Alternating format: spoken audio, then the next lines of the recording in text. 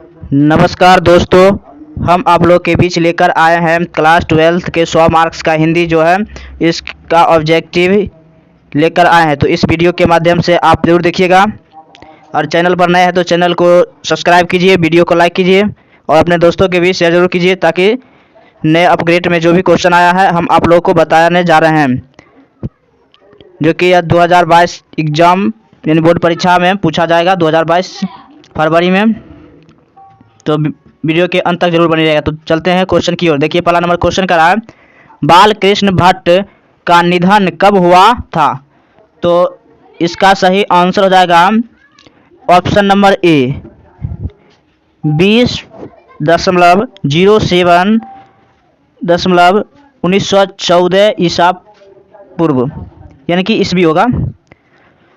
तो अब अगला देखिए क्वेश्चन का 2 नंबर, ओ सदा निराश शीर्षक निबंध किस पुस्तक से लिया गया है? तो इसका सही आंसर हो जाएगा बोलते क्षण। ऑप्शन नंबर बी इसका करेक्ट आंसर हो जाएगा बोलते क्षण। अगला है मोहन राकेश रचित नाटक है, तो इसका सही आंसर क्या हो जाएगा? इसका होगा आषाढ़ का एक दिन। ऑप्शन नंबर ए इसका सही आंसर हो जाएगा, ऑप्शन नंबर ए। अगला क्वेश्चन देखिए, प्रगति और समाज शीर्षक निबंध के निबंधकार कौन है? तो इसका सही आंसर हो जाएगा Namvar Singh. Option number D इसका सही आंसर। इस वीडियो के अंत तक जरूर बने रहिएगा। देखिए ओम प्रकाश वाल्मीकि की रचना किसने यानी किससे हुई? तो इसका सही आंसर हो जाएगा ऑप्शन नंबर बी जूठन से। अगला क्वेश्चन है, लेखक मलयज का मूल नाम क्या था? तो इसका सही आंसर हो जाएगा ऑप्शन नंबर सी भरत जी श्रीवास्तव। तिरछी कहानी है किसकी? तो इसका सही आंसर हो जाएगा option number D. Option number D होगा जादुई यथार्थ, जो कि जादुई यथार्थ का होगा। ऑप्शन नंबर डी इसका सही आंसर जादुई यथार्थ। अगला क्वेश्चन अब देखिए इसी प्रकार। अगला है, जयप्रकाश नारायण के गांव का क्या नाम था? तो सिताब दियारा नाम था इनके गांव का नाम। ऑप्शन नंबर ए इसका सही आंसर हो जाएगा। अगला क्वेश्चन है, रघुवीर सहाय का जन्म कब हुआ था? रघुवीर सहाय का जन्म कब हुआ था? तो इसका सही आंसर हो जाएगा 9 दिसंबर 1929 ईस्वी को हुआ था। अगला क्वेश्चन है, भक्तमाल क्या है? भक्तमाल क्या है? तो इसका सही आंसर हो जाएगा भक्त चरित्रों की माला है। ऑप्शन नंबर बी इसका सही आंसर। नाभादासे का अस्थायी निवास कहाँ था? तो वृंदावन में था नाभादास का अस्थायी निवास, वृंदावन। ऑप्शन नंबर सी इसका सही आंसर। अगला है 12 नंबर, तुलसीदास का जन्म कहाँ हुआ था? तो इनका सही आंसर हो जाएगा राजापुर वंदा, यानी ऑप्शन नंबर ए इसका सही आंसर हो जाएगा। 13 नंबर क्वेश्चन है, पार्वती मंगल किस कवि की रचना है? तो इसका सही आंसर हो जाएगा तुलसीदास की। अगला है, सूरदास किस शाखा के कवि थे? सूरदास किस शाखा के कवि थे? तो इनका सही आंसर हो जाएगा कृष्ण भक्ति शाखा के। ऑप्शन नंबर बी इसका सही आंसर हो जाएगा कृष्ण भक्ति शाखा के। अगला क्वेश्चन देखिए, अगला है, पद्मावत किसकी रचना है? तो इसका सही आंसर हो जाएगा मलिक मोहम्मद जयासी के। ऑप्शन नंबर ए इसका सही आंसर हो जाएगा। इस क्वेश्चन को आप जरूर याद कीजिएगा, इसमें 90% आपको एग्जाम में आने की मतलब टारगेट है। इसमें 90% जरूर एग्जाम में पूछा जाएगा। तो इस वीडियो के अंत तक जरूर बने रहिएगा और ज़रूर याद कर लीजिएगा। तो देखिए अब अगले ही क्वेश्चन नंबर 16 में अगला क्वेश्चन है, तुलसीदास का व्यक्तित्व कैसा था? तो इसका सही आंसर हो जाएगा यानी कि मृदुभाषी, विनम्र और शांत थे। उपयुक्त में सही इनका आंसर हो जाएगा ऑप्शन नंबर डी, यानी कि ये सभी थे मृदुभाषी थे और विनम्र थे, शांत से। अगला है, सूरदास की अभिरुचि किस काम में थी? यानी सूरदास की अभिरुचि किस काम में थी? तो इसका सही आंसर हो जाएगा पर्यटन, सत्यसंग, कृष्ण भक्ति एवं वैराग्य। उपर्युक्त सभी इनका सही आंसर हो जाएगा। अगला है, जयशंकर प्रसाद के काव्य संकलन का नाम लिखे। तो इनका सही आंसर हो जाएगा ऑप्शन नंबर डी, क्योंकि ये सभी होगा झरना, लहर और आंसू, ये तीनों इनका सही आंसर हो जाएगा। इसीलिए इनमें से सभी आंसर हो जाएगा, क्योंकि जयशंकर प्रसाद काव्य संकलन का नाम झरना भी है, लहर भी है और आंसू भी है, तो ये सभी है। अब अगला देखिए, जन जन का चेहरा एक शीर्षक कविता के रचयिता कौन है?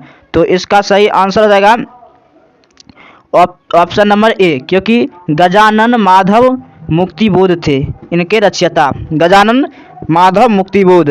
अगला है अधिनायक शीर्षक कविता के रचयिता कौन है? अधिनायक शीर्षक के रचयिता कौन है? रघुवीर सहाय। ऑप्शन नंबर सी इसका सही आंसर रघुवीर सहाय। अब अगला क्वेश्चन देखिए, इसी अगला नंबर क्वेश्चन है, जय कृष्ण मूर्ति क्या करते थे? तो ये बोलते और लिखते थे, इनका सही आंसर सी हो जाएगा, ऑप्शन नंबर सी। 22 नंबर है क्वेश्चन, हंसते हुए मेरा अकेलापन किस विधा की रचयिता है? तो इसका सही आंसर हो जाएगा डायरी साहित्य, ऑप्शन नंबर ए इसका सही आंसर। अगला है कुरियो शब्द, यानी कि कुरियो शब्द का अर्थ बताए। कुरिया शब्द का अर्थ क्या होता है? तो इसका अर्थ होता है कूड़ा फेंकने वाला। क्या? कूड़ा फेंकने वाला, ऑप्शन नंबर डी इसका सही आंसर। अगला देखिए, सॉरी कूड़ा फेंकने की जगह होगा। अगला है मोहन राकेश के बचपन का क्या नाम था? तो मोहन राकेश के बचपन का नाम था Madan Mohan Guglani, option number C इसका सही आंसर हो जाएगा, ऑप्शन नंबर सी। अगला देखिए, धांगर शब्द का अर्थ ओराव भाषा में क्या है? यानी कि धांगर शब्द का अर्थ ओरांग भाषा में क्या है? तो भारे का मजदूर कहा जाता है। ओरांग भाषा में क्या कहा जाता है? भारे का मजदूर, ऑप्शन नंबर ए इसका सही आंसर हो जाएगा। अगला देखिए, शयन की संधि विच्छेद क्या होगा? यानी कि शयन की संधि विच्छेद क्या होगा? तो शयन को होगा से जोड़ अन होगा, ऑप्शन नंबर ए, क्योंकि सौ जब यो है तो सौ अगर से हो गया, इसमें यो में ओ आता है, अन हो गया, शयन से जोड़ अन होता है, इसलिए शयन का संधि विच्छेद ऑप्शन नंबर सी होगा। हिमालय शब्द संज्ञा है, कौन सी संज्ञा है? हिमालय एक खास नाम है। हिमालय एक खास नाम है, जिस वजह से इसको हम जातिवाचक संज्ञा कर सकते हैं। क्या कहेंगे? सॉरी जाति नहीं, जाति में आ जाता है उनके पूरे जाति, कोई जाति का नहीं, खास है तो ये व्यक्तिवाचक हो जाएगा, ऑप्शन नंबर बी। अगला देखिए, अहंकार का संधि विच्छेद क्या होगा?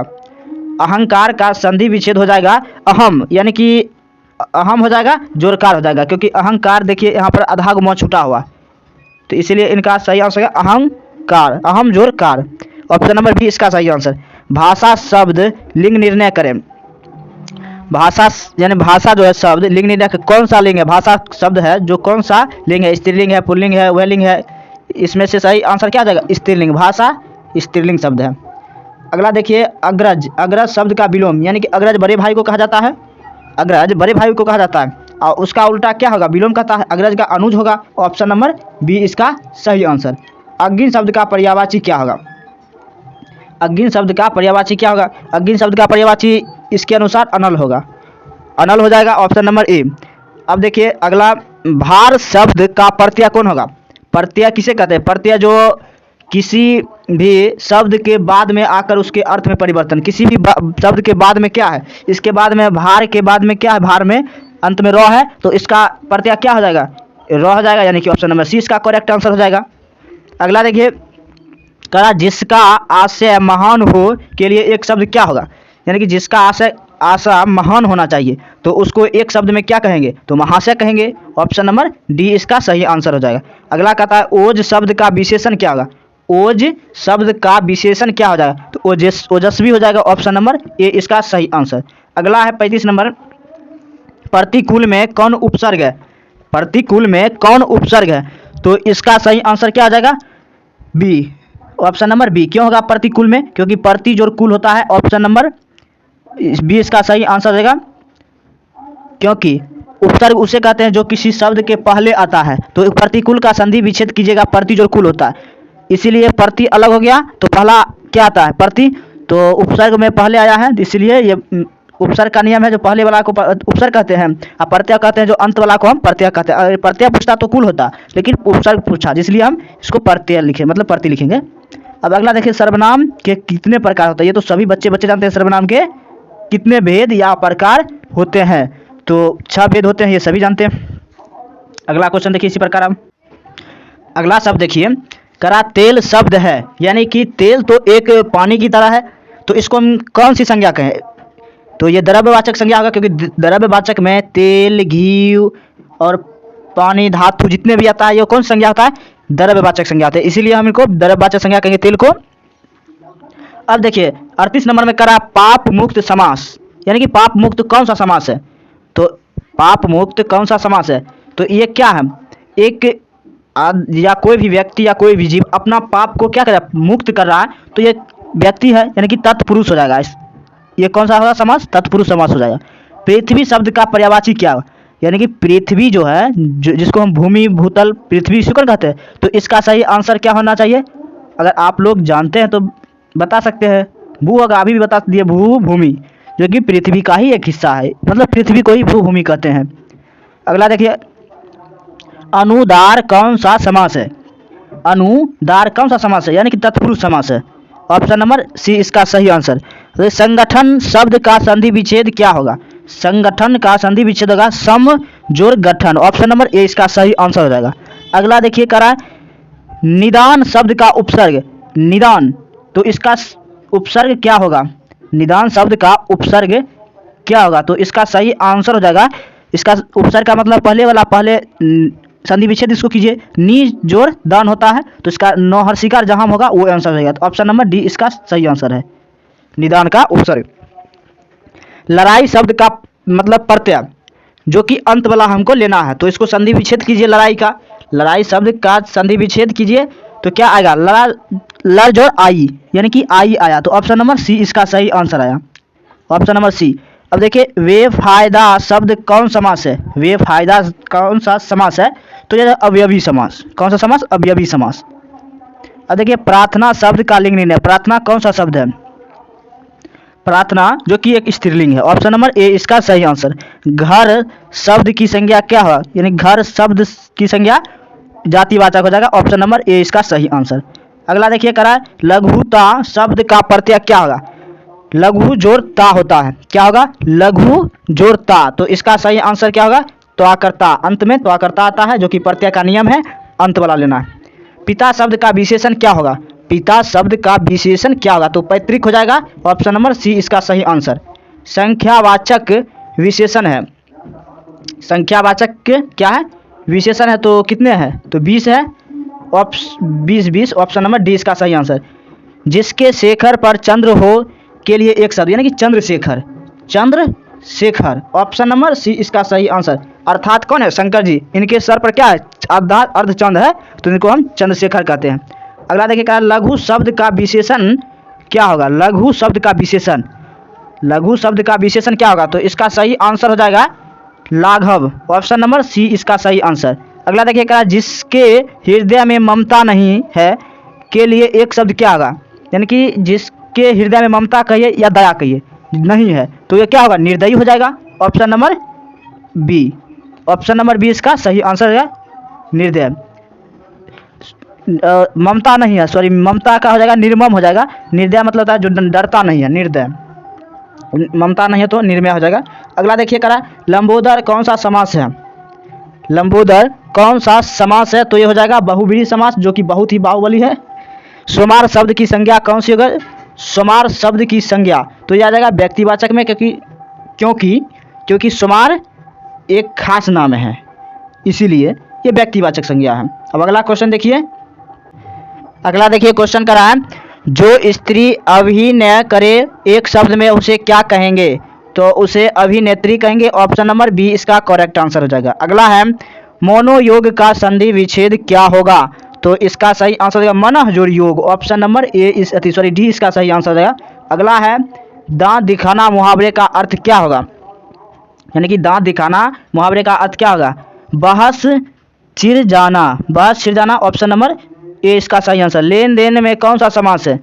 क्योंकि ये लेन देन माता पिता भाई बहन में ये आ जाएगा द्वंद्व समास। ऑप्शन नंबर सी इसका करेक्ट आंसर, क्योंकि माता पिता भाई बहन भात दाल लेन देन जो भी है, जिसमें एक तरह से ट्रिक पर याद करने की तरीका है, जिसमें डैश लग गया तो वो समझिए द्वंद्व समास है। अगला है 59 नंबर करा छठी का दूध याद आना मुहावरे का अर्थ क्या होगा? तो यानी कि बुरा हालत होना। ऑप्शन नंबर ए इसका सही आंसर है बुरा हालत होना, जो छठी का दूध याद दिलाना का मुहावरे का अर्थ हुआ। नाखून शब्द का लिंग निर्णय, तो नाखून शब्द का लिंग निर्णय इसका सही आंसर है पुल्लिंग। नाखून एक शब्द है, पुल्लिंग है। अगर वीडियो अच्छा लगा तो चैनल को लाइक सब्सक्राइब जरूर कीजिए। अब मिलते हैं अगले वीडियो में। आज हम आपको 60 क्वेश्चन करा चुके हैं, तो इसमें से उम्मीद करते हैं जो आपको 55 क्वेश्चन एग्ज़ाम में आने की गारंटी लेते हैं। कितने? 55 क्वेश्चन। ज़रूर कोशिश रहेगा और अच्छे से अच्छे हम आपको क्वेश्चन निकाल के दे रहे हैं। और सभी विषय पढ़ने के लिए इस चैनल पर ज़रूर सब्सक्राइब करके जुड़ जाएं। तब मिलते हैं अगले वीडियो में, तब तक के लिए धन्यवाद।